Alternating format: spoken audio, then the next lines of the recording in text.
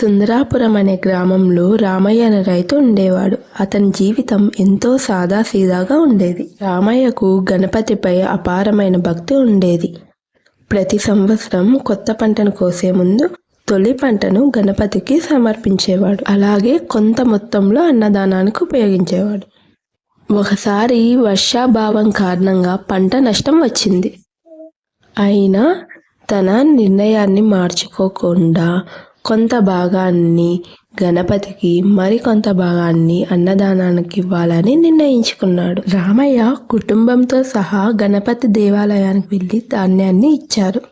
అప్పుడు గణపతి ప్రత్యక్షమై, నీ భక్తిని చూసి సంతోషించాను, నీ పొలంలో పంట ఎల్లప్పుడూ ఫలిస్తుందని దీవించాడు. అదే సంవత్సరం రామయ్యకు అపూర్వమైన పంట వచ్చింది.